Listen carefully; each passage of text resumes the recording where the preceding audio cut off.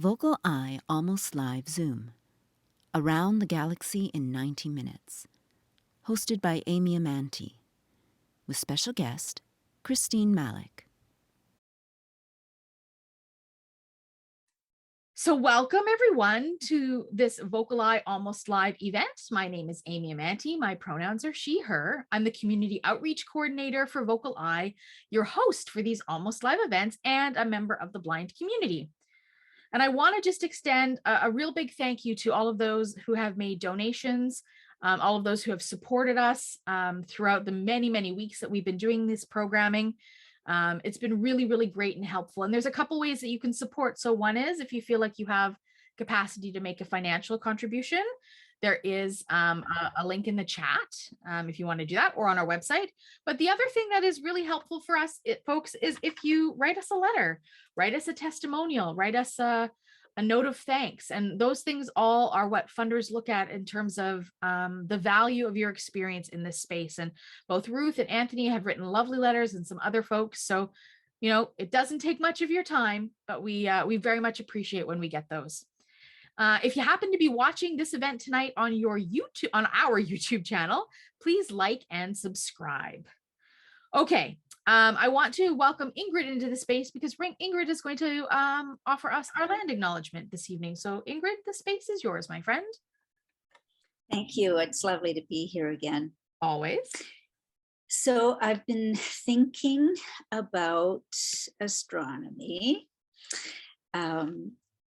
After talking to Christine when I met her a while ago, and knowing that she's an enthusiast, shall we say, I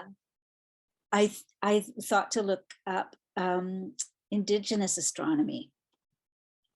So I'll tell you a little bit about that. But first, I'll tell you that my name is Ingrid Turk. My ancestors are Scottish and Austrian settlers, and I've lived on the ancestral territories of the Hupakasath and the Tsetchat First Nations on the west coast of Vancouver Island. That's where I was born. I spent my childhood on Haida Gwaii, and I most recently lived on the ancestral territories of the Snawawus First Nation on the east coast of Vancouver Island. So I am an island girl through and through. Currently, I live on the shared territories of the Tsleil-Waututh, Squamish, and Musqueam people, which is a little bit unusual to have three tribal groups share a territory, such a wide area of territory. There are often overlaps, but these three nations harvest and steward the territory together, and have for many years, many thousands of years. We're grateful for their loving stewardship of the land and its inhabitants. We intend to be good guests and neighbors as we recognize their sovereignty, their rich cultural practice, and heritage. So Indigenous cultures on Turtle Island all have stories about the constellations, star stories. And the stories are different depending on where the storytellers live. There are actual star maps of some Indigenous stellariums, I guess you would say. And if you use the stellarium website or app, and it's a free open source website and app, you can actually change the settings to show you the sky culture of Indigenous cultures, which is so interesting. We don't yet have one for the Coast Salish stars, which is the Indigenous people here on the west coast of Canada. But the Royal Astronomical Society has sent out a call, and they're gathering stories and information with the intent of creating a local star map based on the Indigenous cultures. The Coast Salish were traveled by water. They were seagoing they are, pardon me, they are a seagoing culture, but we don't know if they navigated by the stars the way the Hawaiians do. We don't know that they did much far-reaching travel, and so we know that they used landmarks in order to navigate, because, you know, from the ocean you can see the mountain range on Vancouver Island or the intercoastal range. So those would have provided points of reference for Coast Salish people who were out on the ocean.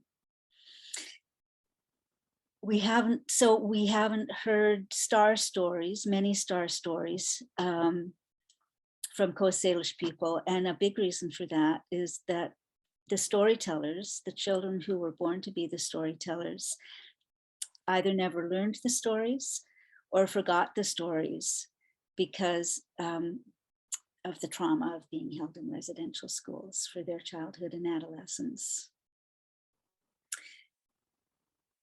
One thing many of us are somewhat familiar with are Indigenous moon calendars, though. The cycles of the moon determine the yearly calendar, and so the changes that come with each passing moon indicate the times for planting, harvesting, hunting, and gathering. And I believe we're coming up to the strawberry moon. I'm sorry, I assumed that I knew this.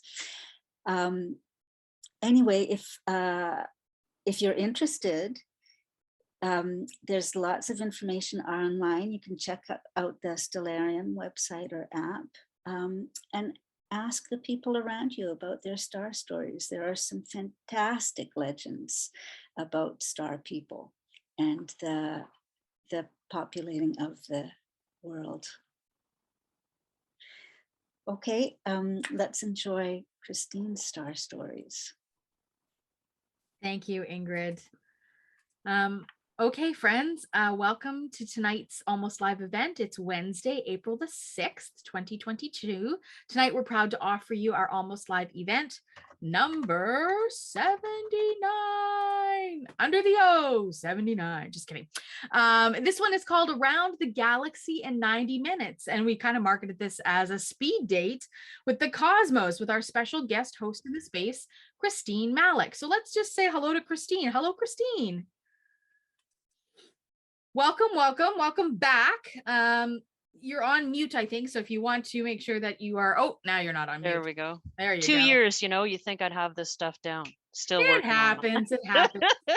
So I want to just get to know you a little bit because for folks who have joined me in the space for 79 episodes, I'm one human being and you just never know what's going to happen if folks need to, you know, if they have scheduling conflicts. And so we thought, you know, VocalEye thought it would be great to invite some other people from time to time in to do some guest hosting, which is why we thought you do this in your life back in Ontario. Why not come join us? So tell us a little bit about you, Christine. I do. Thank you. So I'm in Toronto, but I'm nice. I'm a nice person. I know Torontonians don't have the best reputation around the country.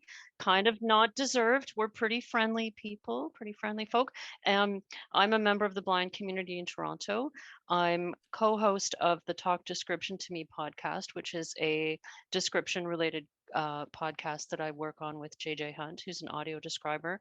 I am a musician and a writer, and I'm also an arts consultant for different arts organizations in making arts and culture more accessible. And ironically, I will say the pandemic has been a great thing for my work. I'm sure everyone on this call has noticed that for many important reasons, accessibility and inclusion have become more in the foreground of people's consciousness and in the awareness of organizations. And so there's never been a better time to be working in the accessibility and inclusion field. And so I feel like the last couple of years have been disorienting in many huge ways, but career-wise and accessibility-wise for all of us, there's been some big improvements. So Yeah, it's a good time to be thinking about inclusion. And I'm very excited to be with VocalEye. I love the work that you guys do. I've enjoyed many of your programs, and JJ and I have been guests before, and so I'm super excited to be here because I get to talk about one of my favorite things, which is astronomy. Yeah. Awesome. And oh, I just have to tell y'all, she gives good hugs too. Oh, You were in Vancouver just a handful of weeks ago, and we met for the it's first time in true. 3D. It's So she gives good true. hugs. I'll just say that. Oh, Amy, that's so sweet. It was epic. That was such a great. So I knew that I was going to be in BC, and I contacted all of the lovely VocalEye folk, and I said, "Hey, can we meet in the real world?" And I was celebrated and taken around and toured and got things described to me, and I got to meet and hug Amy and Ingrid and Eileen and Steph, and we just didn't we get along famously? We got I along think so. famously. Yeah, I Yeah. think so too. That was it First, was a lovely Friday. It was a whole Friday, but it was a lovely Friday. I know. It was full of things. So many great things happened. Yeah, we did Tyrannosaurus and chocolate. Yeah. Tyrannosaurus and chocolate. Yeah. So friends who were local, we went to Science World and saw the dinosaur exhibit. And we went to Granville Island and we did some public art, a little public art tour down by the Main Street Science World station, SkyTrain station. So yeah, it was a full day. It's kind of a rainy day too, but we made the best of it because that's what we do. Yeah. So Christine, we're going to talk about the galaxy tonight, and just so friends know, there will be an image that's up. It's a static image. So, but for folks who have partial and who are like, what is that I'm looking at? It is a photo of the Milky Way galaxy, which is our galaxy. And there's a little tiny planet with a little arrow, and it says, "We are here," or "You are here." You know, like the old thing on the map where it says "You are here," and it's like you can barely even see planet Earth amongst this Milky Way galaxy. So if you're wondering what that image is, that's what it's of, and it's really of no big consequence to what we're talking about tonight, but we just wanted to have a static image up, and I wanted to make sure you all knew what it was if you were curious about it. So what are we going to learn about the galaxy? What have you got in store for us, Christine? Oh my goodness. Well, the first thing I have to do is I'm going to get one Douglas Adams reference out of the way because I would go on all night making Douglas Adams Hitchhiker's Guide to the Galaxy We could references. do a whole episode on that. Could. Oh, could we not? We so could. So I will just get that out of the way now so that I'm not obsessing over it. But in the representation you're looking at, I believe the "You are here" is sort of way off in a remote spiral arm, and the Hitchhiker's Guide refers to it as a sort of off the beaten path, unfashionable edge of the Milky Way galaxy, and that's where we are. We're in the unfashionable edge. Yeah. And for anyone who's not sighted, I recently got the Milky Way described to me because I would hear a spiral galaxy and I'd be thinking, okay, spiral arms. I don't know. Does that mean a bunch of corkscrews kind of thrown on top of each other? But no, I was corrected. Someone said, think cinnamon roll. And that was the defining moment for me. So the center of the Milky Way galaxy, you could think of as the gooey, yummy, but yummiest part of the cinnamon roll. And then the spiral arms just keep sweeping outwards and outwards and around and around. And we are on the dry edge, where there's just a little bit of icing. It's a little crusty on the outside. And so that you eat last. The right, or the piece you eat first to get it out of the way. Yeah, so we're in the unfashionable arm of the cinnamon roll in the galaxy. So astronomy is something I've been interested in since I was a little kid, and I so clearly remember the moment where your tiny little brain starts to imagine where you are in the cosmos, and that sense of eternity and infinity and those concepts, when they first kind of made themselves a bit clearer to me, that moment still sticks with me. And I was always so curious about what was beyond Earth. And so I started reading lots of science fiction and thinking about the stars and the universe and wondering how I could know more. And these subjects they're challenging if you are not sighted because they rely on images and visualizations and a lot of visual input to help contextualize. And what I've been trying to do in the last few years is to explore other ways of understanding this information. And there are other ways, and other people are thinking about this stuff too. So in the next 90 minutes, what I'm going to try to do is introduce some ideas which may be new or may be familiar. And so I'm not going to teach you about the universe or about the galaxy, but what I want to do is to demonstrate that it's possible for blind and low vision people to take in this information if it's presented in novel ways. And so some of the clips, the audio clips and things we're going to talk about are verbal descriptions. They are descriptions of astronomical events and phenomena.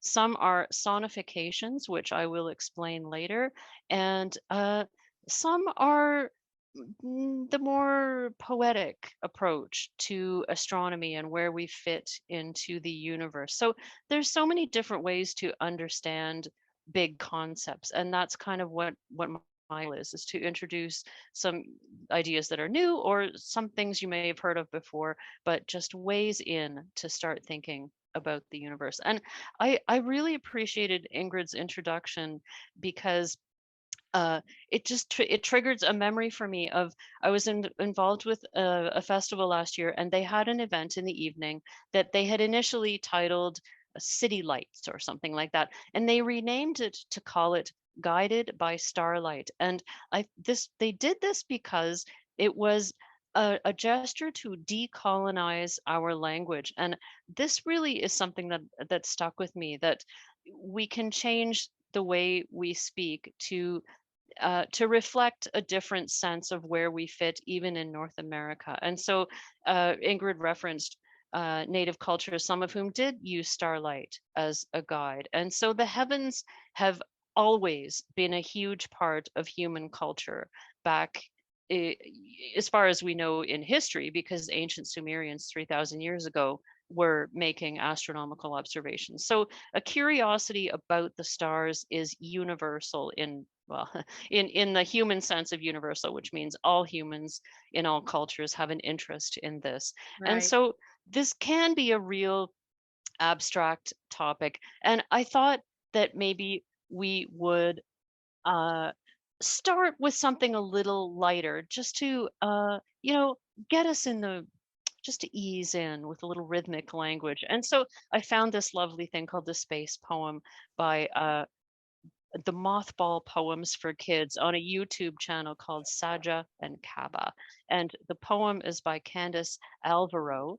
And so, Rick, if we could play the space poem. Before you let Rick play the space poem, Christine, I'm going to just leave this all in your hands and disappear for a little while. Oh, fade into the shadows, I'm fading into the shadows. This is Christine's moment, friends. So I am going to just disappear and become part of the audience. Yay. So there you go. Have a good show. Talk to you afterwards.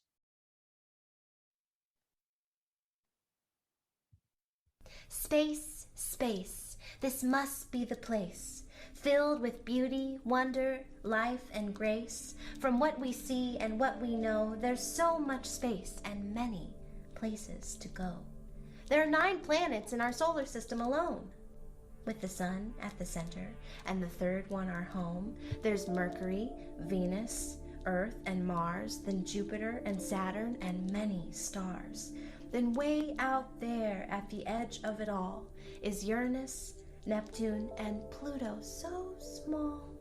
But that's not just it. That's only what we know. So much more to discover as we go. So today is the day that we journey on, past the clouds and way beyond, past the sky and all the stars, past Mercury, Venus, and even Mars. We'll travel far and travel wide in search of those who seek to hide through space and time where others will be, for there's far too much space for just you and me. Thank you so much. If anyone would like an autograph, I have some photos and pens, and I can sign one for you for your room, or perhaps a glass, or I can even sign your sock if you'd like. Okay. Give it up for Sally! Yeah, give it up for Sally. It was just too cute for me not to include. Um, the Northern Lights is a phenomenon that, especially in Canada, we like to feel a little ridiculous national pride about because we have nothing to do with it. But the Northern Lights is something that you grow up hearing about. And as a blind person, honestly, totally closed book to me. And I just knew people got really excited about it, that it was a profound experience, that it was unpredictable, that it was rare. I sort of have some sense that it has to do with solar flare activity reacting with particles in our atmosphere.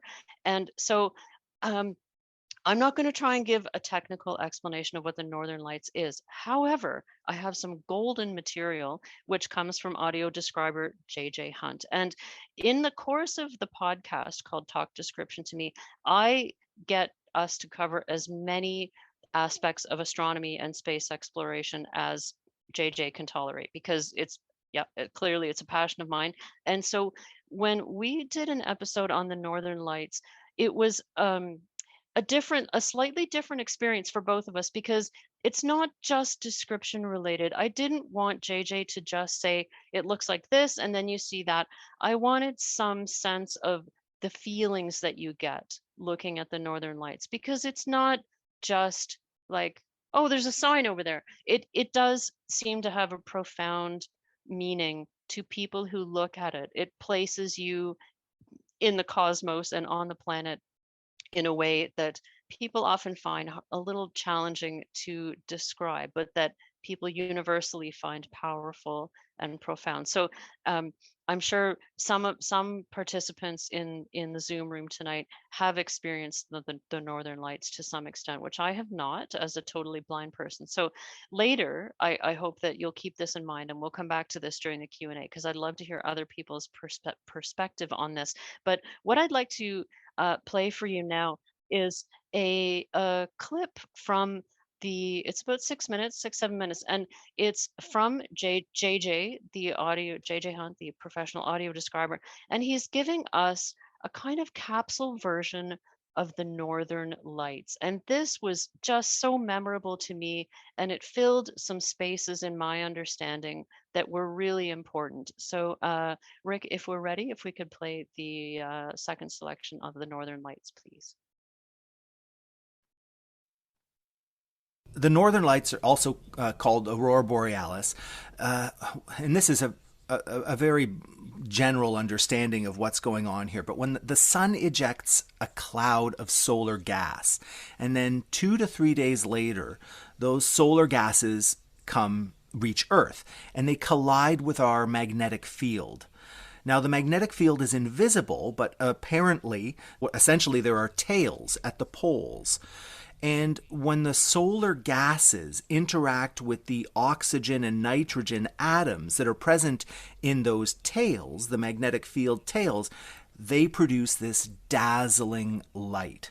And so that's what's happening. That's what's going on.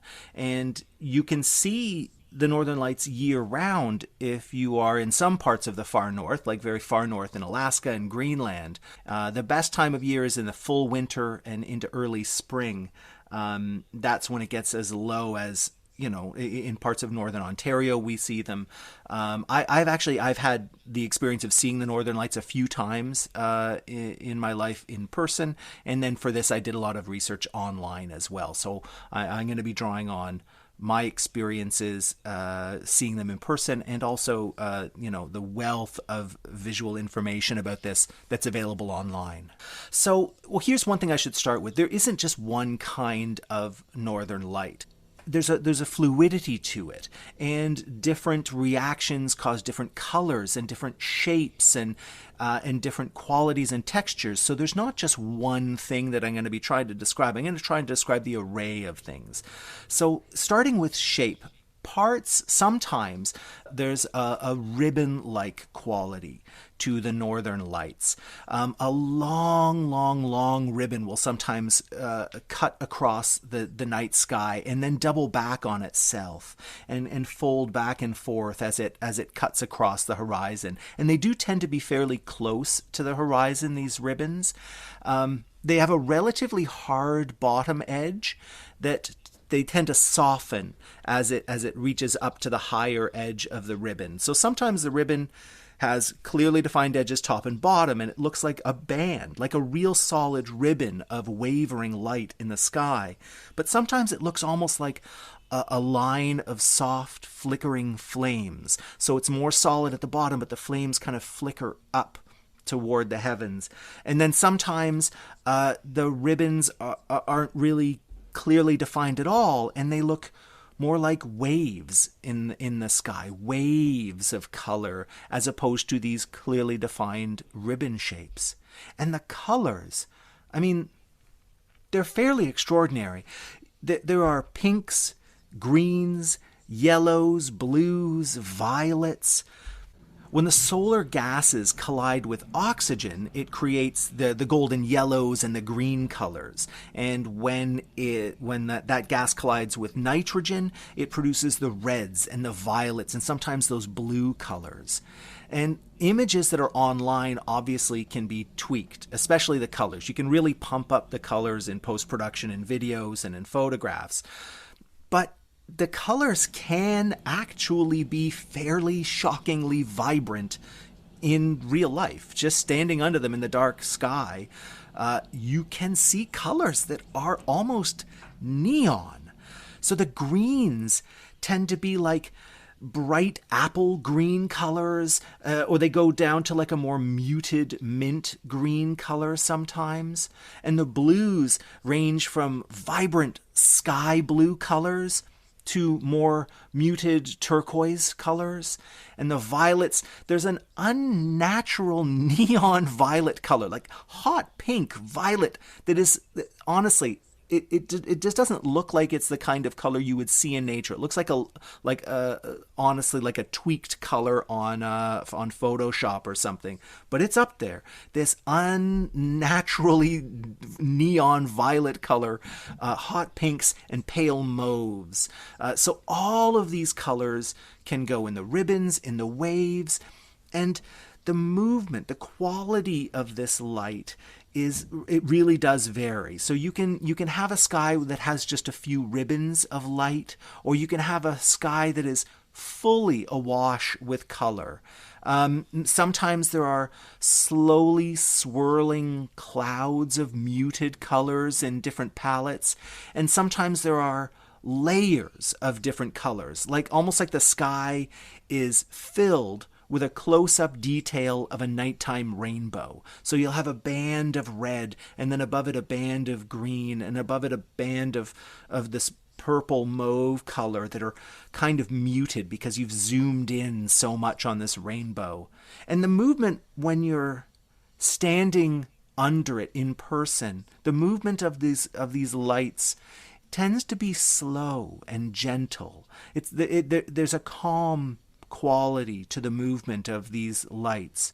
So if you've got lights that are completely filling the sky overhead, those tend not to be, they're not like, it's funny you mentioned like the fireworks. It's not that kind of quality. They're not sharp. They don't have those kinds of spikes.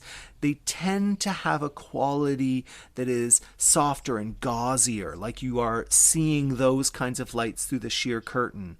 But if you get those bands, those ribbons of color, they can be more, there's almost a solid quality to them. The color is so dense and thick and vibrant that it can look like a solid object, but it's still not, it's not shaking, it's not whipping the ribbons. There's a soft movement, a very calming movement to it.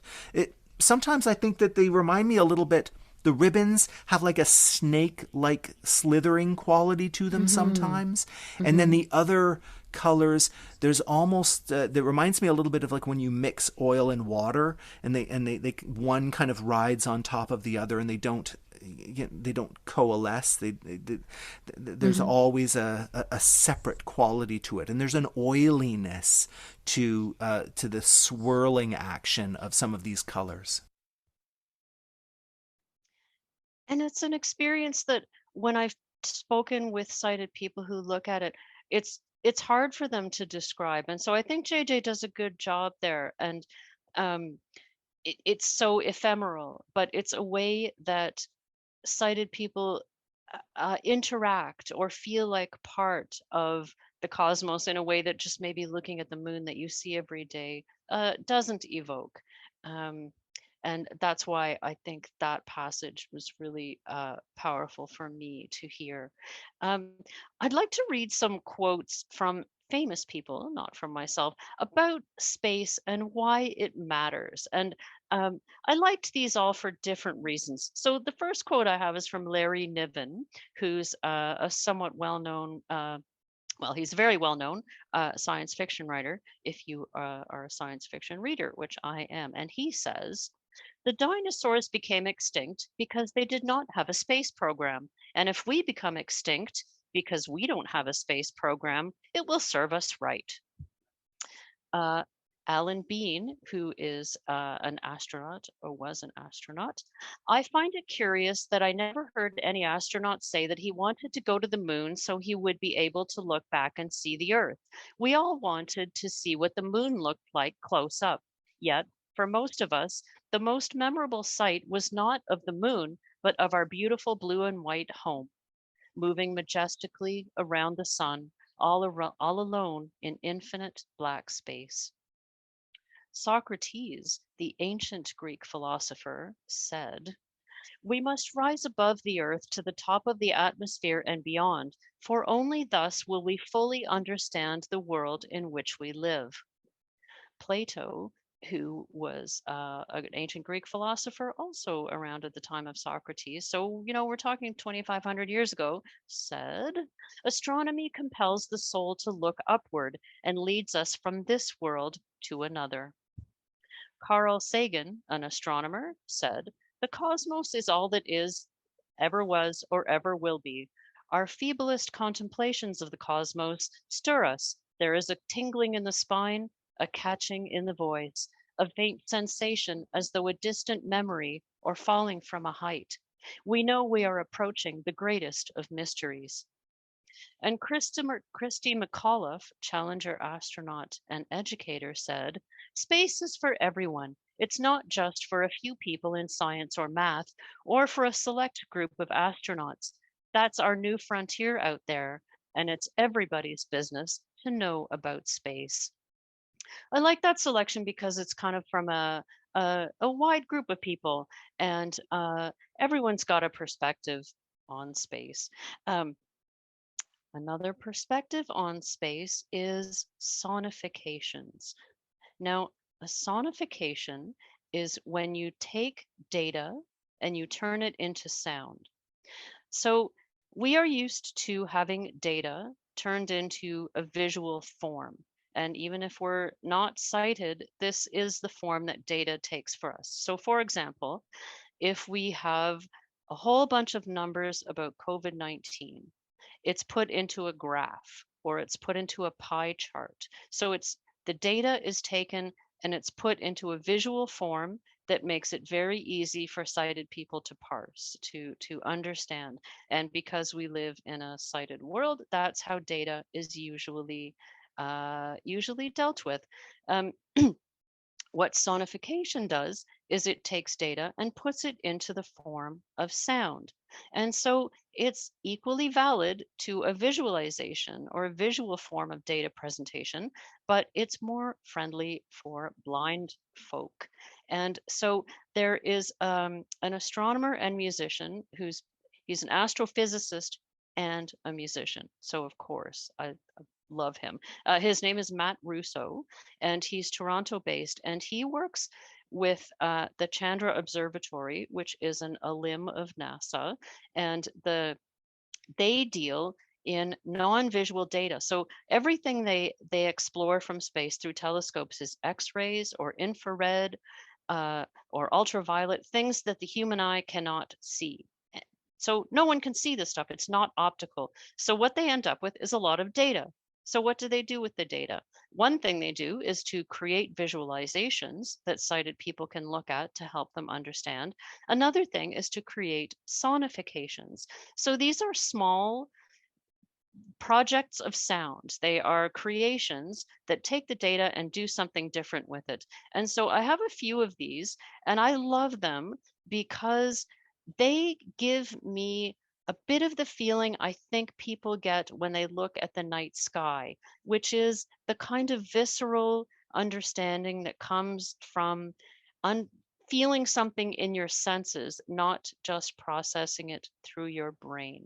Uh, Sonifications are hugely important to me. I really have found them very powerful. So the first one I want to play for you is called 1 Billion Years of Moon Impacts.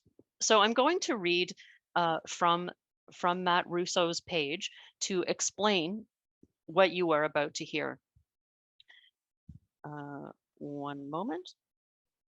New research has been able to find accurate ages for the moon's larger craters formed in the last billion years. Here, you can listen to these impacts occur within 1 minute, with larger craters producing louder and deeper notes. The sustained cello-like drone in the background is created by converting the elevation of the moon's entire surface directly into a sound wave. Surprisingly, the data shows that lunar impacts became more frequent about 290 million years ago. This indicates that the Earth likely also faced a greater rate of impact at that time, although many of the impact craters have long disappeared. This increased rate may have been the result of a large asteroid breaking up in the asteroid belt, which could send its debris towards Earth for hundreds of millions of years. So what we're going to hear is 1 billion years condensed down into 1 minute. And each note you hear is an impact that created a crater on the moon. So Rick, if we could play the 1 billion years of moon impacts, please.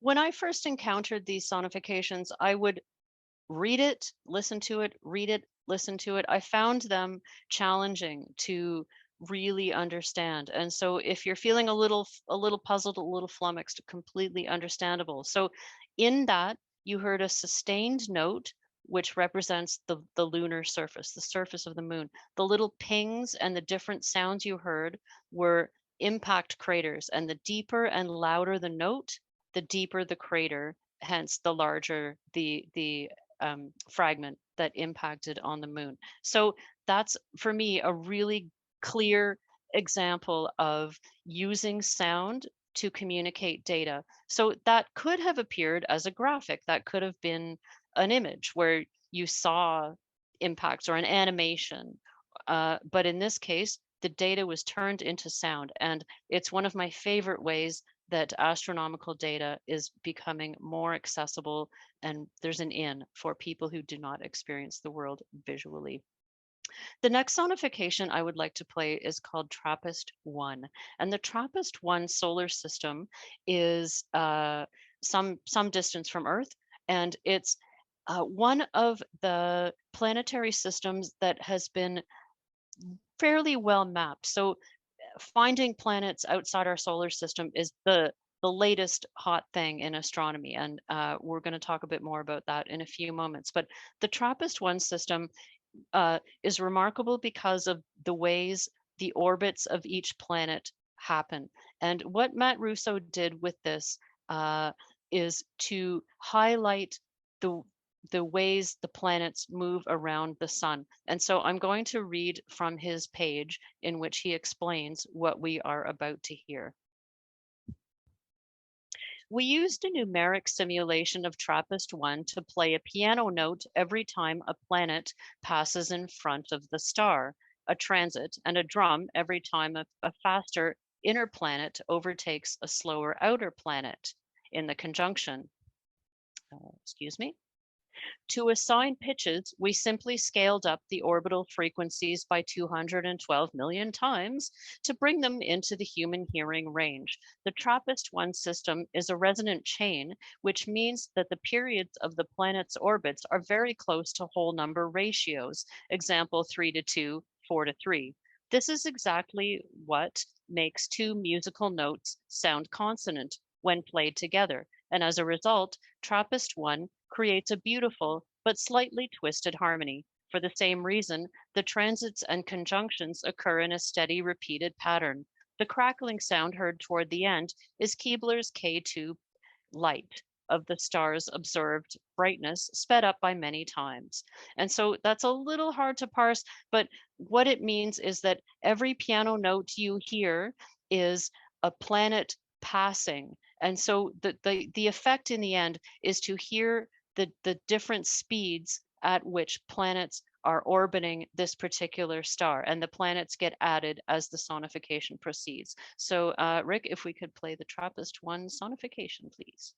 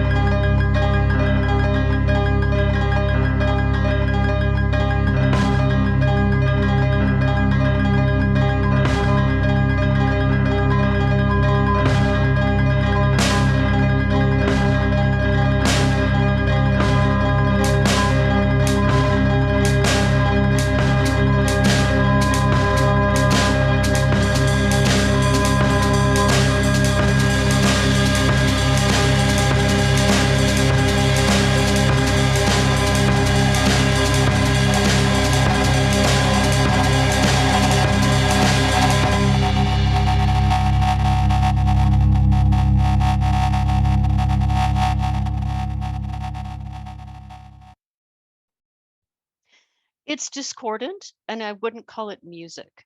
And so just to kind of review, each of those notes of this, when you hear a note of the same pitch, it represents one revolution around the star. And so what you were hearing is one planet after another being added to the soundscape to show how the planets are orbiting the star. And so in sonifications, there's an interesting kind of tension going on for me between, are they trying to make music or art, or is the sonification trying to educate?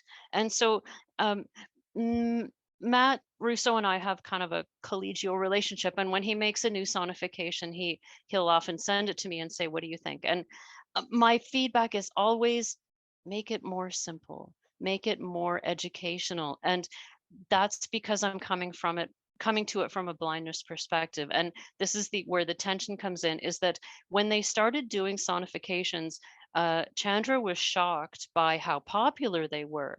And what they think is that it's appealing to people, some people on the neurodiverse spectrum, some people who are, not primarily visual learners, some people who are left brain people and want to bring some artistic sense to it. And so sonifications are a tricky one because they can be extremely literal and informative, but sighted people kind of want to bring them to be a little more fancy and intricate and acoustically interesting. So I'm always advocating, like, keep it more simple, because for me that one, it was informative and kind of jangly. So there's the attention there. Now, I referred a few moments ago to exoplanets. Exoplanets are planets outside of our solar system, and I won't go into how they are being discovered, but the subtlety of telescopes these days is allowing for a lot more discoveries of planets outside the solar system. Of course, this is exciting for many, many reasons. Maybe there's life there. Maybe there's a planet that's in the Goldilocks zone, which means a planet where liquid water can occur. Because for us, as far as we know, that's one of the requirements for life as we know it, which is a limited definition. That's true. And recently, we passed a momentous occasion, which was the discovery of the 5,000th exoplanet. And so a sonification was made to celebrate and illustrate this important moment of having discovered 5,000 exoplanets. And so I'm going to read again the explanation of the sonification before we play it. This is also from Matt Russo's page. Here's what he has to say. On March 21st, 2022, the number of known exoplanets passed 5,000, according to the NASA Exoplanet Archive. This animation and sonification tracks humanity's discovery of the planets beyond our solar system over time. Turning NASA data into sound allows listeners to hear the pace of discovery with additional information conveyed by the notes themselves. As each exoplanet is discovered, a circle appears at its position in the sky. The size of the circle indicates the relative size of the planet's orbit, and the color indicates which planet detection method was used to discover it. The music is created by playing a note for each newly discovered world. The pitch of the note indicates the relative orbital period of the planet. Planets that take a longer time to orbit their stars are heard as lower notes, while planets that orbit more quickly are heard as higher notes. And so what this is it's also spread over time. And so what you are going to hear is this sort of sequential discovery of 5,000 planets condensed into one sonification. And so, Rick, if we could play the 5,000 planets sonification, please.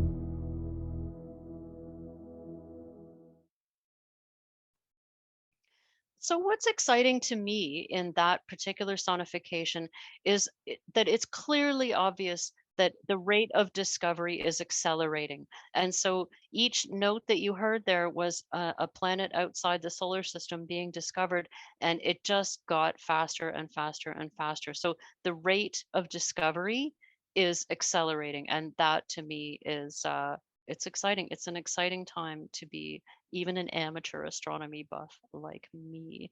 Um, and I referenced earlier science fiction being a big part of my interest in the cosmos and astronomy when I was a kid growing up. And there's certain images that kind of got burned into my mind and my imagination from reading.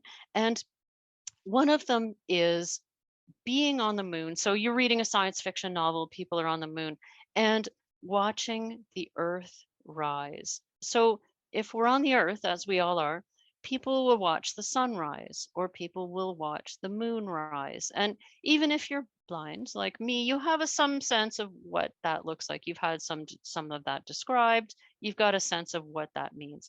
Um, in my imagination, I tried to read about and think about, what if you were not on the Earth? What if you were on the moon? And then you were seeing the not the moon rising over the Earth, but you saw the Earth rising up in the sky. It's hard to get my mind around. I still grapple with it in my imagination. So in the Talk Description to Me podcast, JJ and I did an episode on the moon, and one of my specific requests was, I said, can we please talk about this? Because I know images have been taken of it by astronauts on the moon. And it's just one of those moments that I really wanted to get closer to. And so we have a clip from the podcast, about 3 minutes long, in which JJ kind of fills my little dream of having that described. So Rick, if we could play Earthrise from the Moon, please.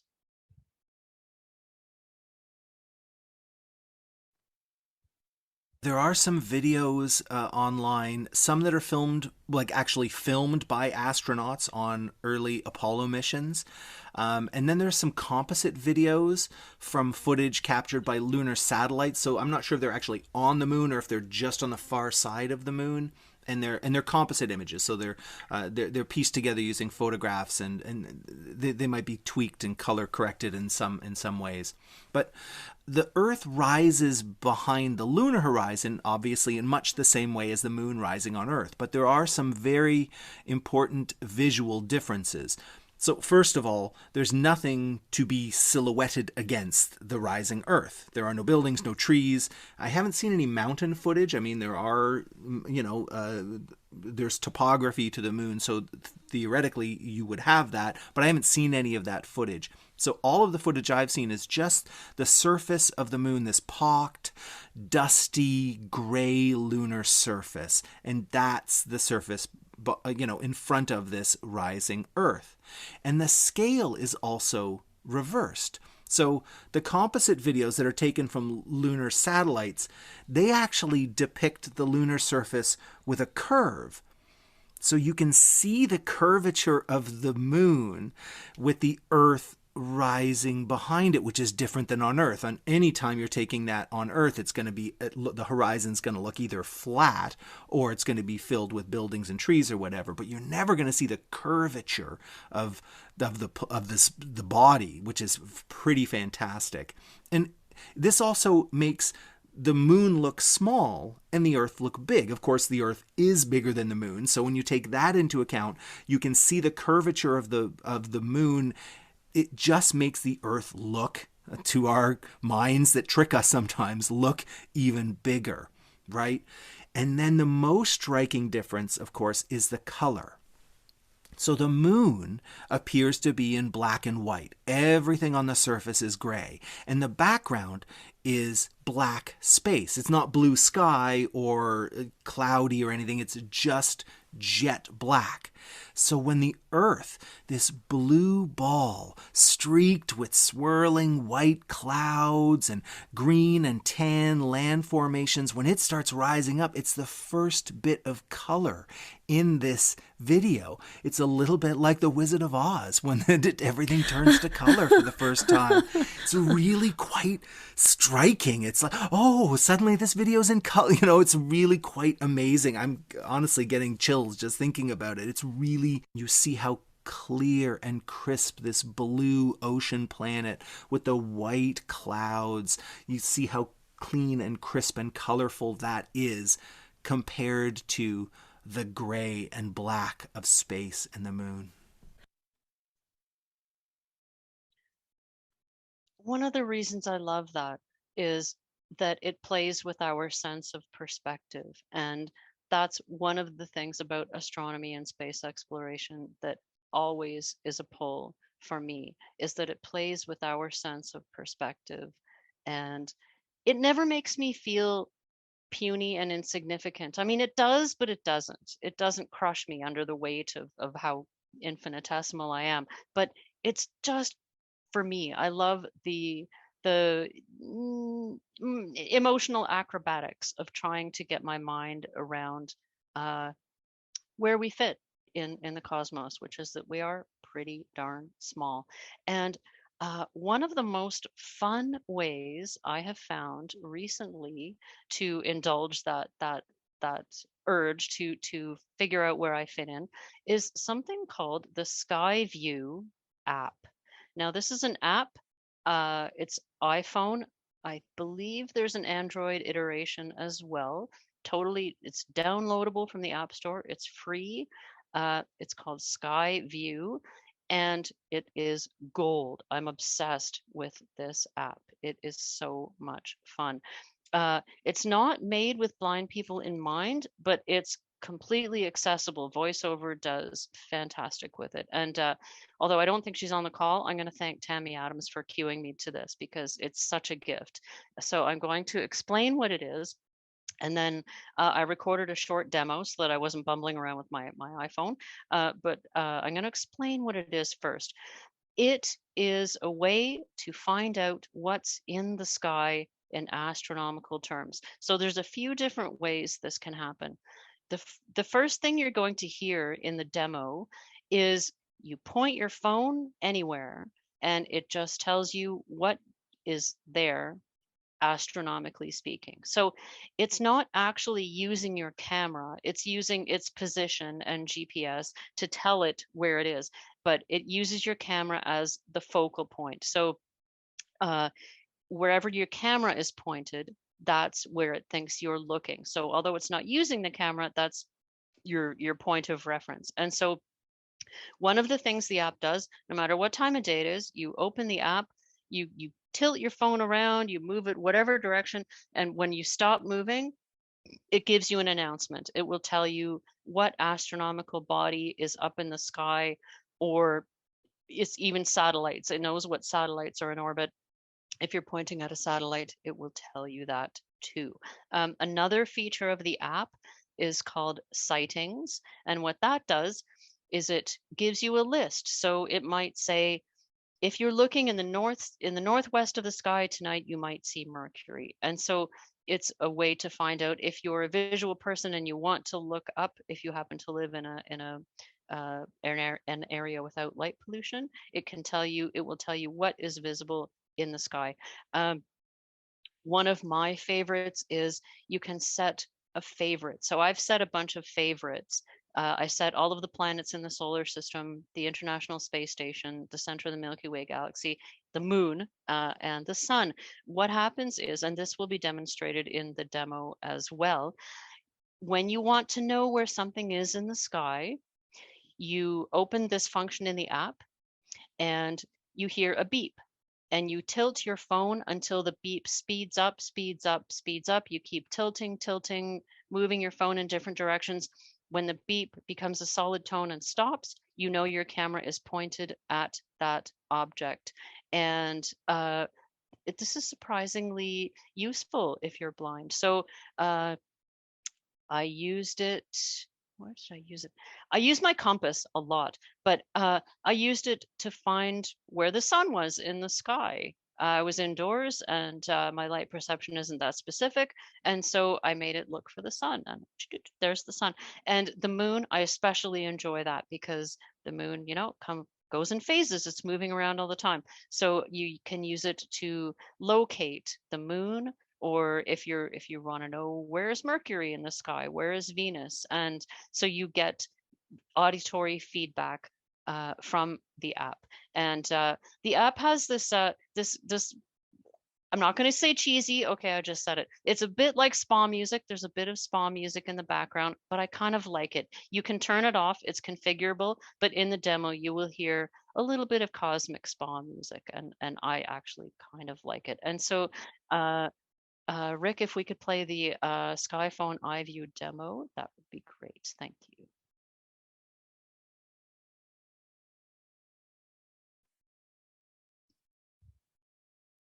Star in Aquarius, pointing at Microlambda.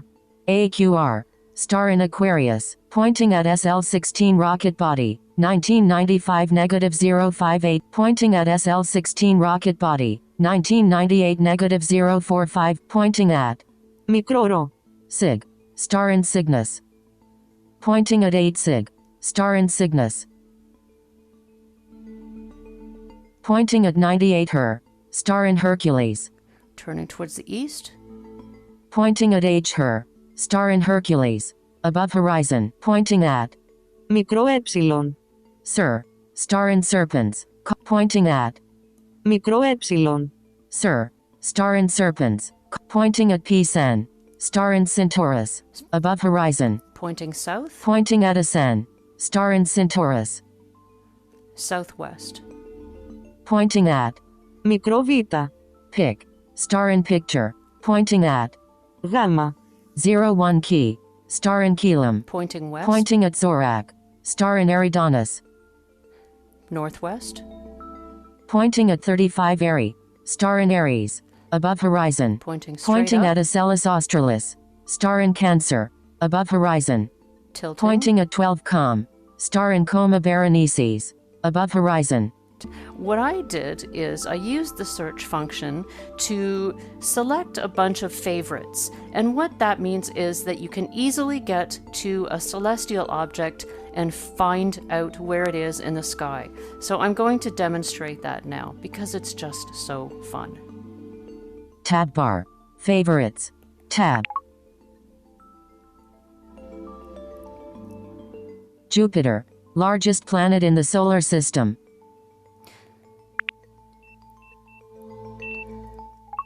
Full screen view of sky with Jupiter selected.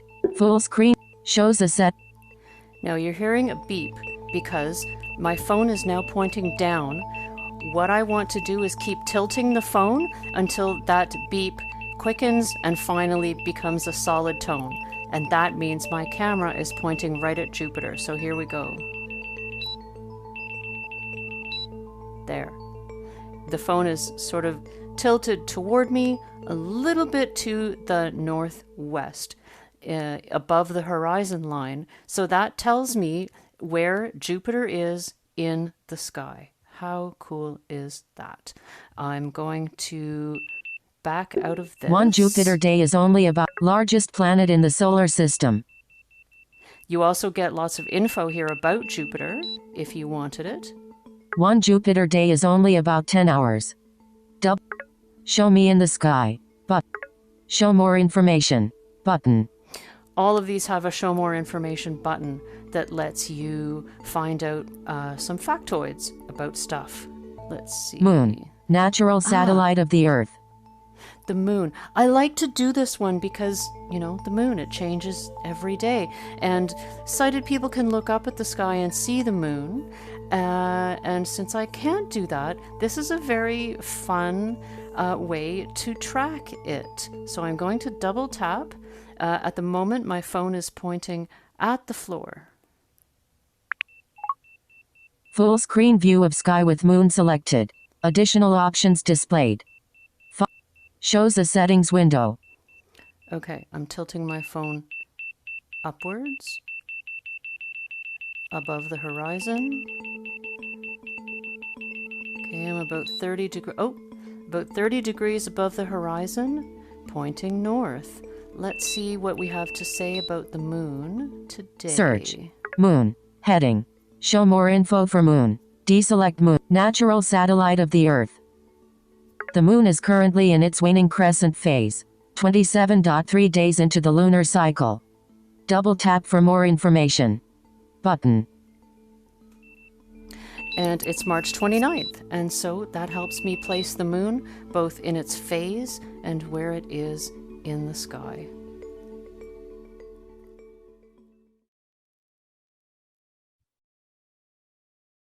I love that app. Sometimes I just open it and tilt my phone around, and I get to hear names of stars that this is total geek moment, but it might be a star that I only ever heard of in a science fiction story or a science fiction movie. And I go, oh, I know that one, as though I've been there, which of course I haven't. But it connects me to the cosmos in a way that, again, in a way that I think sighted people possibly get by looking up at the sky and naming a star. Oh, that's the Big Dipper, or that's Ursa Minor, or the sense of satisfaction you get when you've figured out where something is and what it is in the sky that's so far away. And people think about the cosmos in lots of different ways, and one of the things that interests me is what people do artistically with the cosmos. And so I picked a few nice little poems that entertained me. And so there's a poem called The Moon by Robert Louis Stevenson, who is a well-known author who wrote this delightful little, almost like a kid's poem, and it's delivered by a lovely lady with a very slow way of speaking in a very soothing British accent. So, Rick, if we could listen to The Moon by Robert Louis Stevenson as a soothing thing, thank you.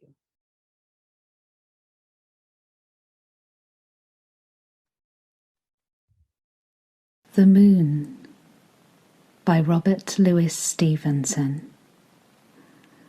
The moon has a face like the clock in the hall. She shines on the thieves on the garden wall, on streets and fields and harbour quays, and birdies asleep in the forks of the trees. The squalling cat and the squeaking mouse, the howling dog by the door of the house, the bat that lies in bed at noon, all love to be out by the light of the moon. But all of the things that belong to the day cuddle to sleep and be out of her way, and flowers and children close their eyes till up in the morning the sun shall arise. And many cultures, as I've said, the interest in astronomy and what happens in the sky is universal, and people have been thinking about these things and wondering about them and creating stories about them. Science is one way that we know about the cosmos. Poetry and art and religion are other ways that we know about the cosmos. And so I'd like to play a Chinese legend about the moon, and it's one that's often told at the Mid-Autumn Festival. And so, Rick, if we could hear the Mid-Autumn Chinese Festival, please.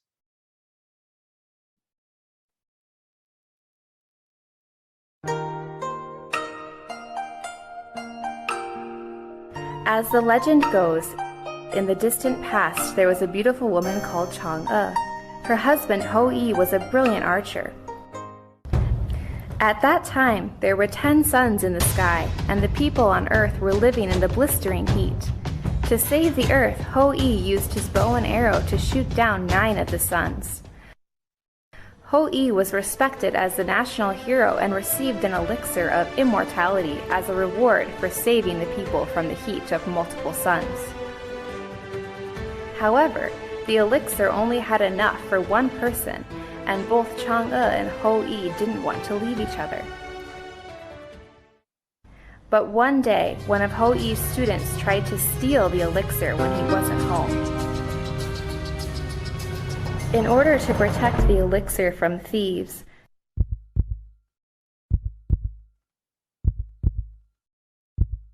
Chang'e took the magic elixir of immortality. Then she flew to the moon and became the moon goddess, leaving her husband behind. Alone on Earth, Hou-yi missed his wife so much that he made an offering to the moon and tried to find the shape of Chang'e on the moon. To remember Chang'e, Chinese people worship the moon by eating fruit and moon-shaped desserts called mooncakes. This is the legend of the origin of the Mid-Autumn Festival, which is also called the Moon Festival.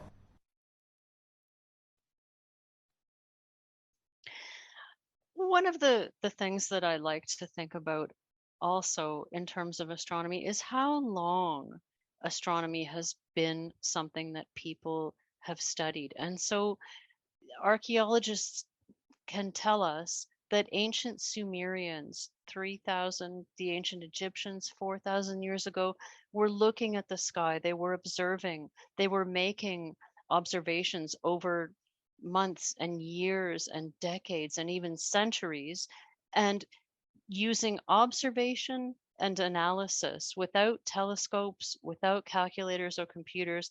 They knew a lot. They knew the earth was round, for one, a knowledge that got lost in Europe, but they knew a lot about how the universe was put together and how it was arranged. And that's another aspect of astronomy that heartens me, that makes me feel good, is that just by observation and intelligence, we can know a lot about the world around us. And you don't always need high-tech stuff to discover 5,000 exoplanets, but just with observation and analysis and persistence, it's possible to know many things. And that sort of gives me hope, and I find that reassuring. There are several blind and low vision people employed by NASA, which also pleases me. This makes me happy.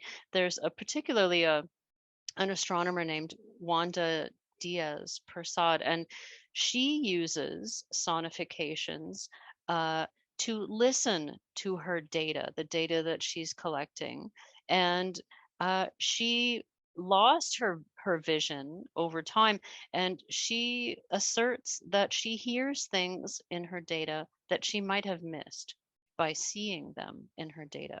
And so I like to think about this because it highlights that having, I'm making air quotes, a disability is not always disabling. And one more example of that I will conclude with is the Accessible Space Program. And so last year, I believe it was, a 0G flight went up. And this isn't going into space, but it was a plane that got people into a high enough above the planet that you had 0G conditions for a couple of minutes.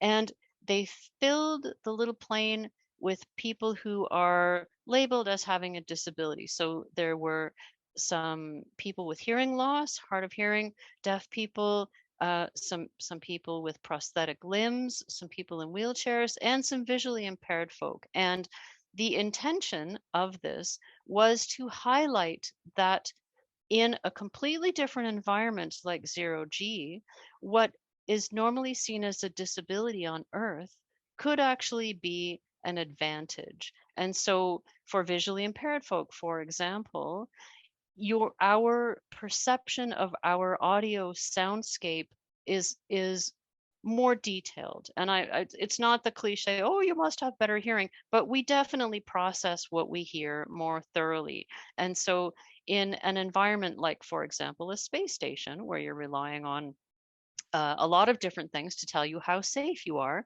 having a very perceptive acoustic sense is a real advantage. And so I'd like to sort of stop talking myself so much on leaving on that point, because my intention has been to show the different ways that astronomy is accessible. And we think of it as hard to a hard nut to crack if you're blind because of the way it's taught. And it's taught visually because most of the world is sighted. However, there's so many things going on now, verbal descriptions, image descriptions, sonifications, apps, different ways that astronomy can become accessible. So this really makes me enthusiastic, and it keeps me really interested and following. So I follow on Twitter and Facebook. I follow space people and NASA people to know more and to try and keep the idea of accessibility and inclusion alive in the public education side of the space program and astronomy outreach stuff. And so that's kind of where I landed in terms of the ideas that I wanted to get across this evening. And what I would really love is to hear from participants about any of your experiences around this kind of thing, whether sonifications are new to you, what you thought of them. And I wonder maybe if the Northern Lights is a good place to start, because I know that in the vision loss community, of course, there's a huge range of vision, and some people came to vision loss later in life. And I love to hear other people's perception of the Northern Lights. And so I'm hoping now is a good time to sort of open up the question side of things. And so Alt Y or Command, I think it's Command Y. Maybe we could get a refresher on the if people need a refresher on the how to raise hand or to ask questions. But is there anyone who has experience with the Northern Lights that they'd be willing to share with us? Christine, it's Amy here. We have a hand from Tammy Grennan. So Tammy, why don't you unmute yourself and ask your question or share your comment? Hi there. Hello. Thank you for the presentation. It was really quite interesting. I'm someone who's been blind since birth, like totally blind, so I've never had any vision at all. My experience with space, I don't really have experience with the Northern Lights, but my experience with space has always been through TV shows when I was a child. There was like Star Trek and Space 1999. And I just remember being really fascinated by just the idea of like living in a different planet and just what planets were. And so whenever I was interested in what they were, I was always interested more in the tangible things, like, oh, what were the rocks like? Was there grass? Were there trees? Like, so I think my interest in space has always been, and stars has always been based on kind of like tactile or, you know, that kind of thing. So it's really interesting to hear your perspective on it, because it's something that I haven't really experienced, you know, from your perspective. So thank you for sharing that. Oh yeah, I'm a huge Star Trek fan. Like when I talk about science fiction books, I'm definitely pretty much the only sci-fi, the only TV I take in is sci-fi. Pretty narrow. So I'm a huge Star Trek fan, and I'm always interested in the other planets. And I always get a good giggle out of the audioscapes they use for wildlife on other planets. There seems to be one or two audio tracks, and I think they actually lift them from the Australian outback, because when you listen to wildlife from the Australian outback, that's a lot of what you get is these very kind of unfamiliar sounds that are unfamiliar to us. And so I think that's where science fiction TV and movies get their audio from. But I'm totally with you on the TV side of things. That's where my TV watching interest goes. I've been recently totally captivated by The Expanse, which is a great series of books, and also the TV show is brilliant. So if you like watching sci-fi on TV, The Expanse is a brilliant idea.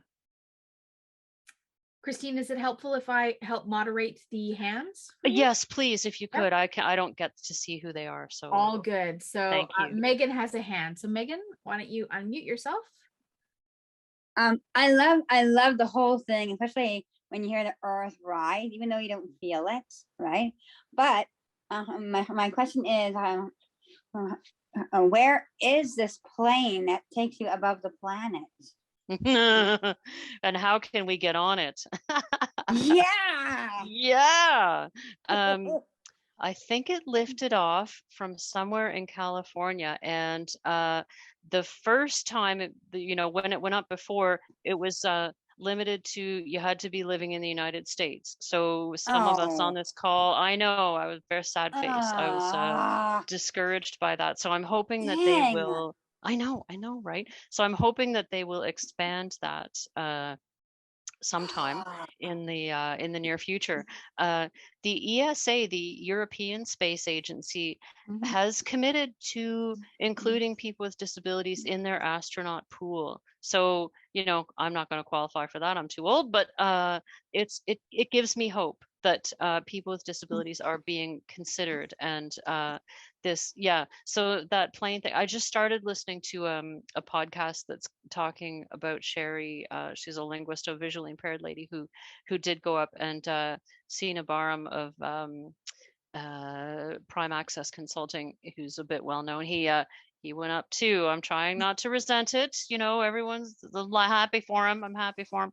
But I really do think that in the next 10 to 20 years, if we're around, that it's going to become more and more affordable. And so it's completely within the realm of possibility that someone on this call could find themselves in a 0G flight. I think it's a possible. I know, wouldn't that be amazing? And what part of California is it?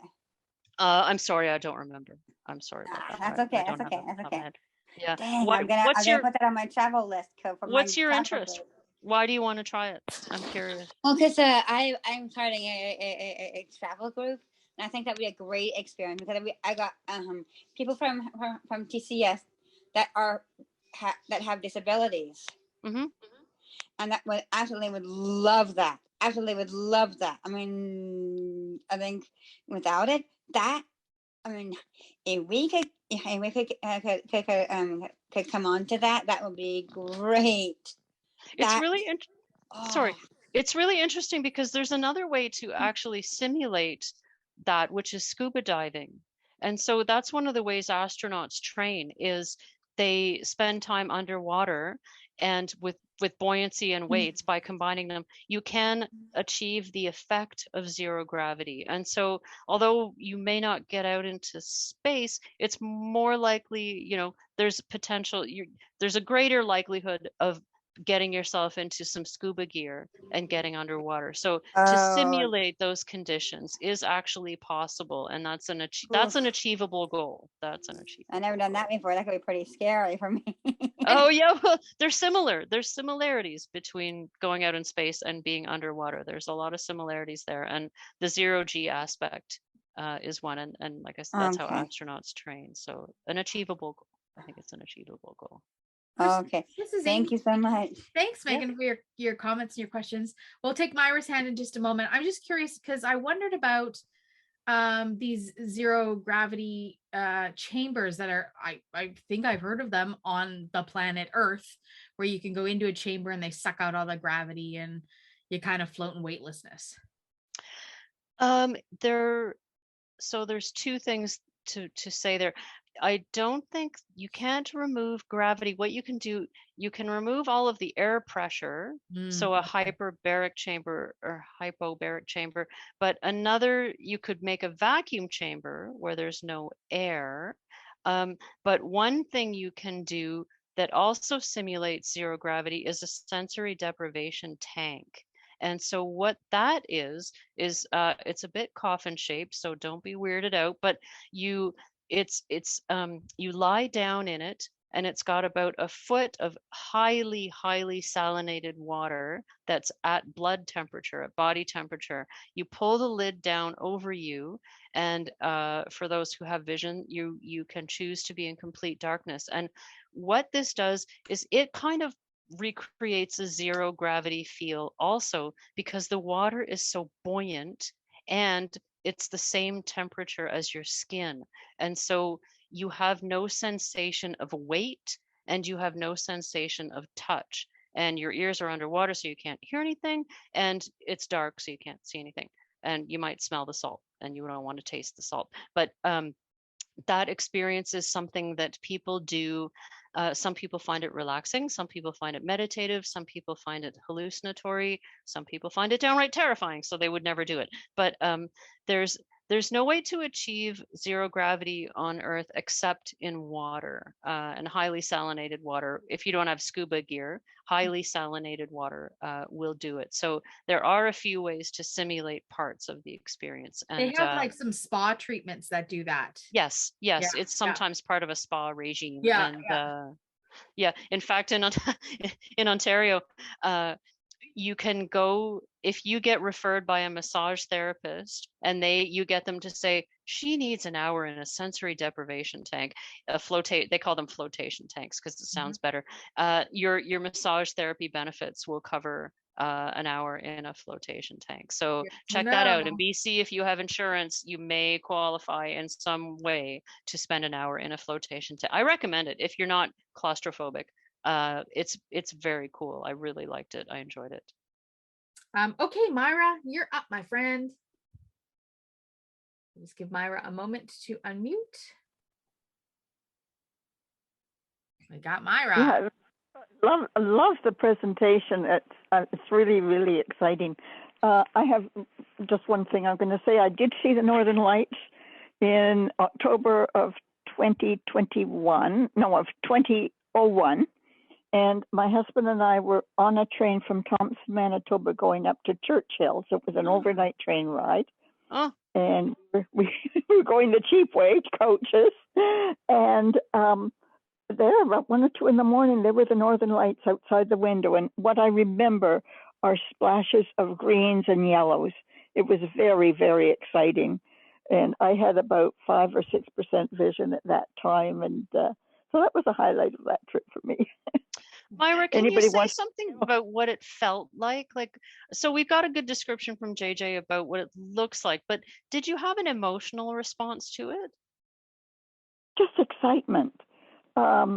We were going up to Churchill for the polar bear. You know, when the polar bears go through Churchill at that time, which they don't kind of do the same thing now. But the train didn't stop or anything. It was just incredible excitement. Yeah. That they were there, and the train was very quiet. There was hardly any people on it. Oh. So my husband and I sort of had this joy to ourselves. And lovely. Very, very exciting. I'll always remember that, though, the highlight of that trip. Not the bears. So that was October of 2001. And I understand February is also a good month to go up, and I'm trying to talk a friend into taking the train up to Churchill in February. Ooh. Want to come? Well, okay, but great presentation. I'll mute myself now. Oh, thank you. There's a thank you very much, Christine. Lovely. You're very welcome. There's I got a laugh out of this. There's a cruise line that goes in the North Atlantic, and they guarantee you a sighting of the Northern Lights. And if you don't see the Northern Lights, you get to go on another cruise. And so I think a whole group of blind people should sign up, because I'm never going to see the Northern Lights. They'll just have to keep letting me on the boat time after time. The loophole. I just want to say something about the hyperbaric chambers for scuba divers. Yes. Yeah, like if a diver comes up too quickly from the depth, then they can get what they call the bends, where the blood in your body starts to be like if you took a bottle of Coke and shook it, bubbly. And by putting that person into a hyperbaric chamber, it takes them down, and that 33 feet in the water is about 1 atmosphere. Right.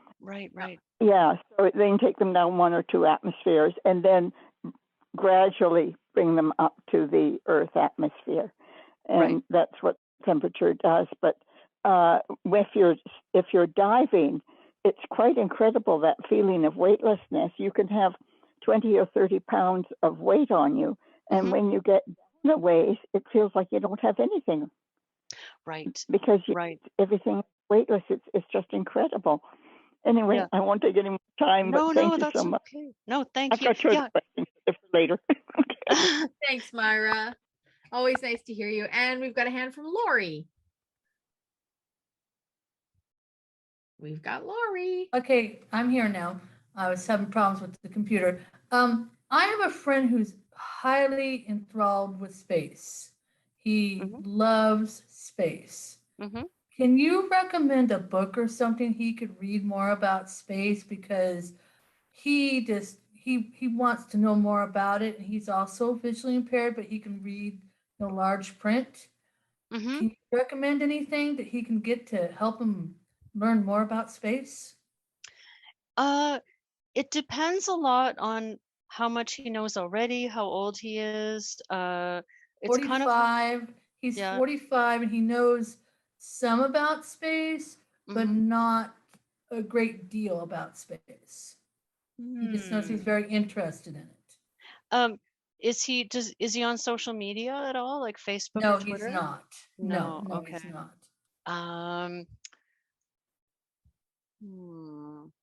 I think I'm going to recommend talking to a librarian because I don't have a good sense of what a good starting place would be.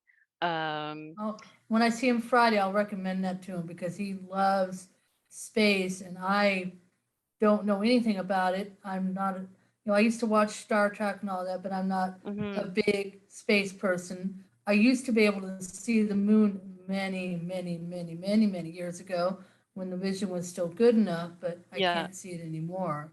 Yeah. That is something I do miss, and I've never seen the Northern Lights. I think it'd be great if you could see it, but I've never seen it.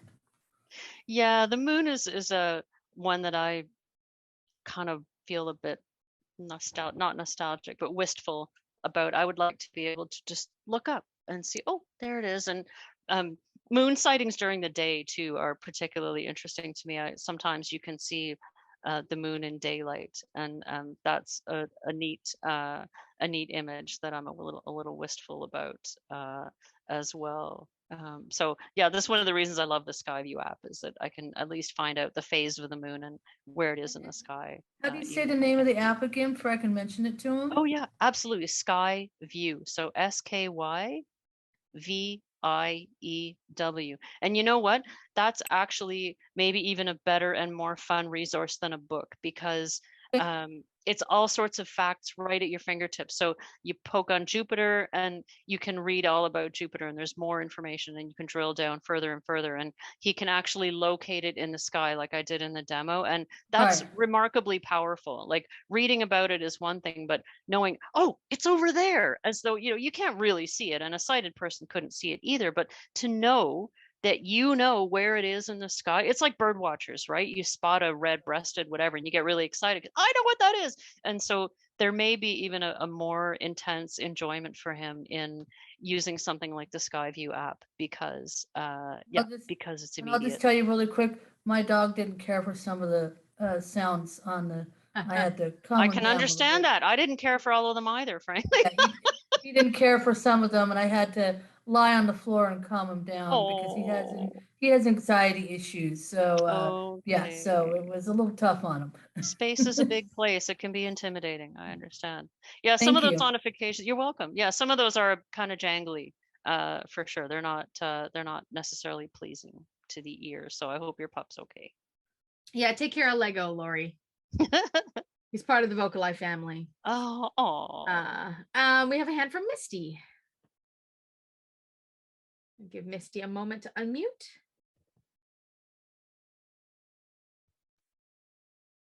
Hold on 1 second. Hold on 1 second, please.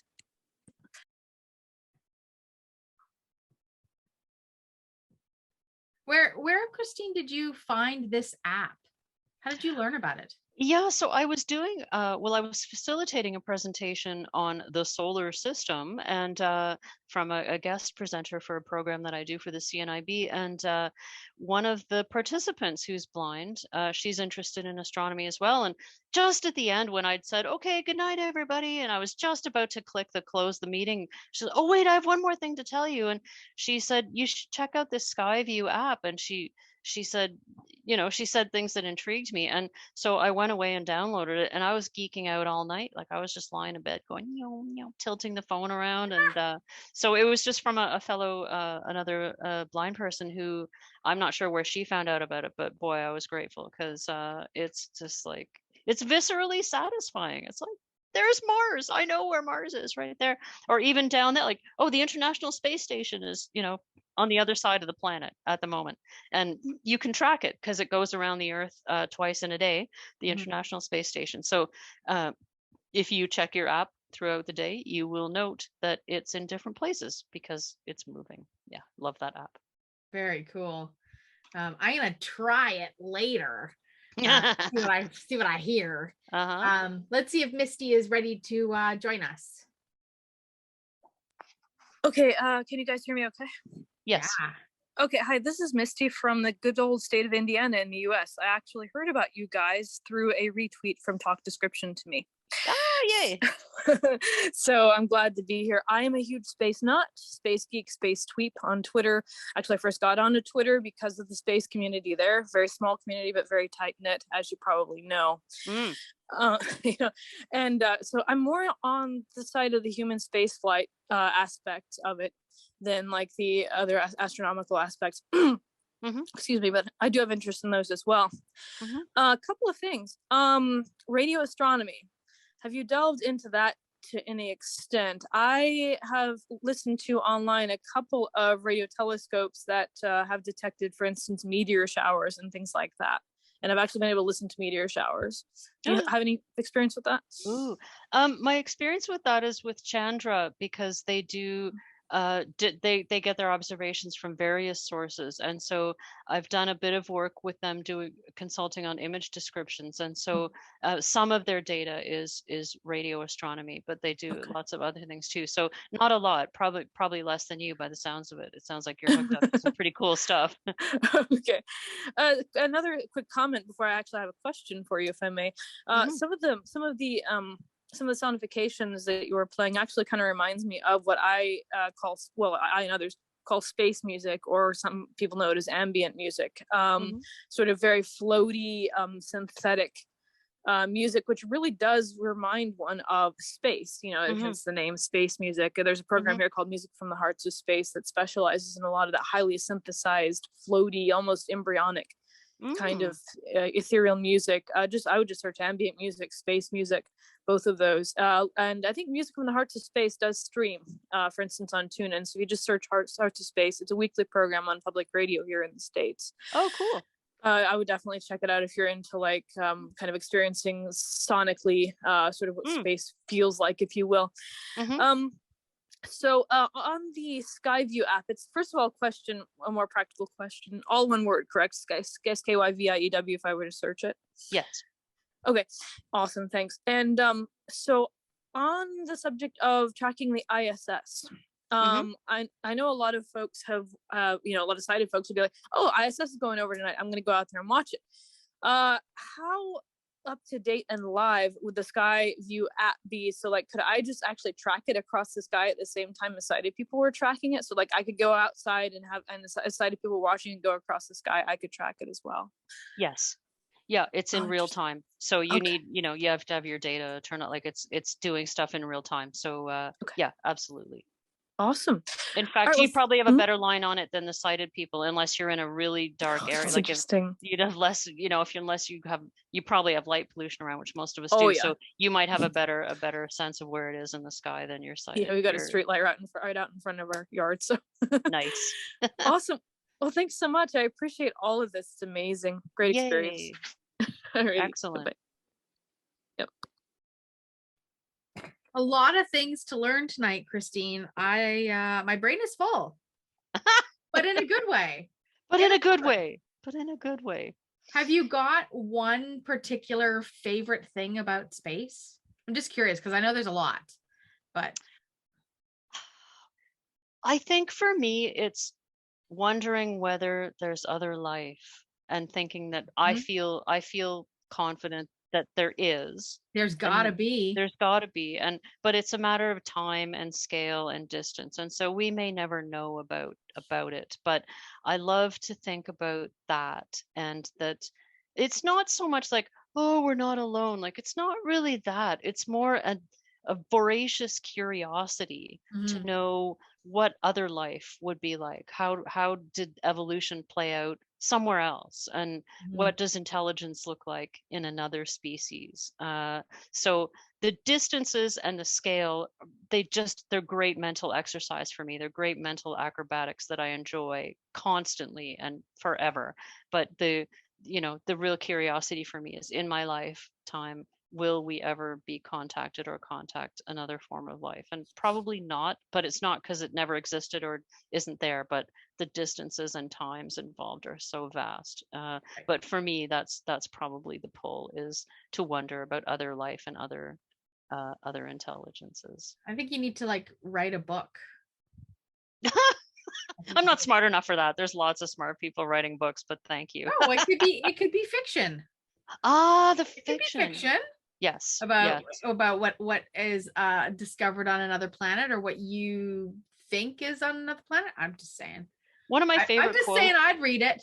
You're just saying, one of my favorite quotes is, if the book you want to read doesn't exist, then write it. Write it. I think that was Toni Morrison. There you go. One of my favorite quotes. Are we getting close to giveaway time? We are, but I have Myra's got her hand up again, so I just want to acknowledge. We do. That, we have a couple more minutes. And then it's giveaway time. All right, Myra. Yeah. Two quick questions, and thanks so much for letting me slip them in. One of them is there a sonification of the Earth?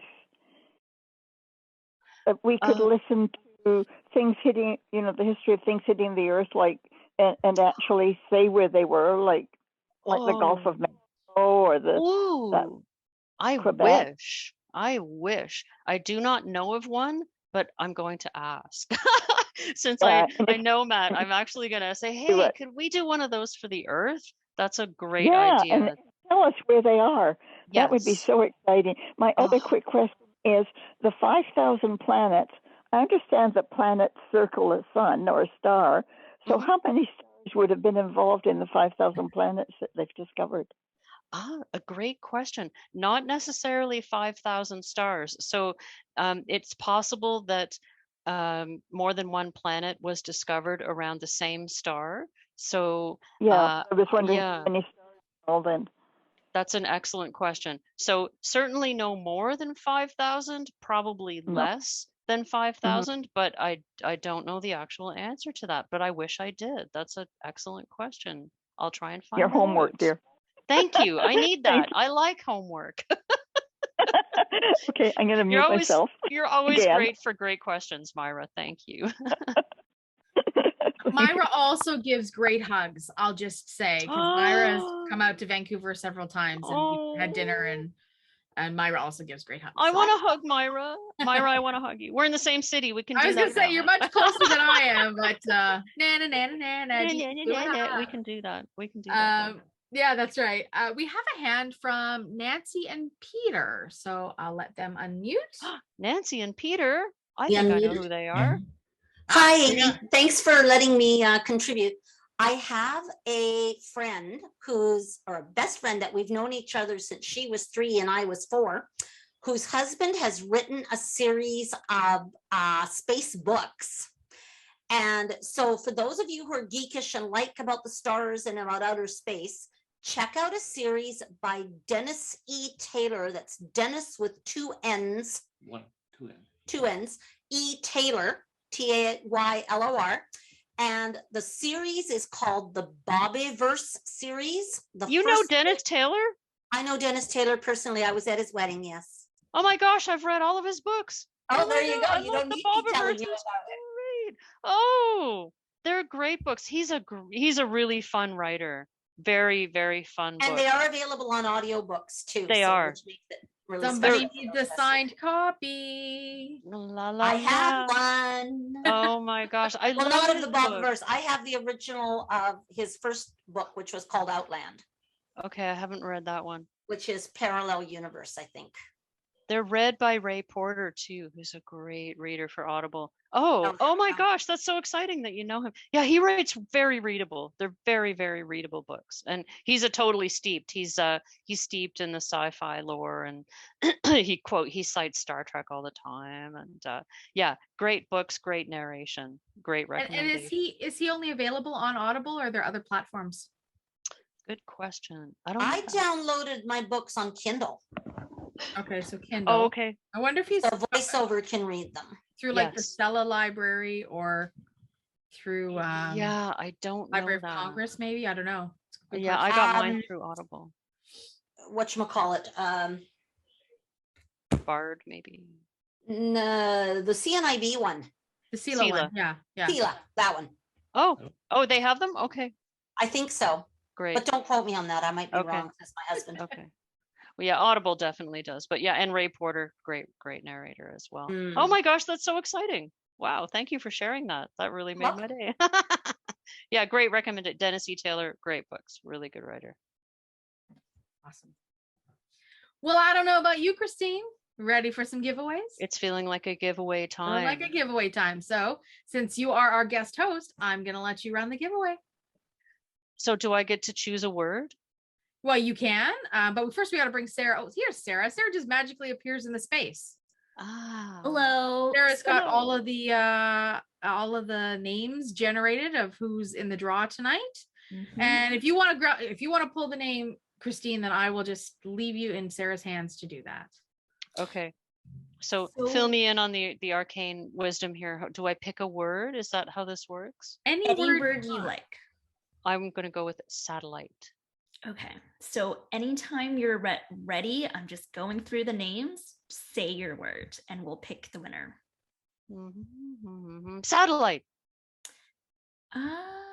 Okay, so our winner is, and I apologize if I'm pronouncing your name incorrectly, but it's Rolly Sai.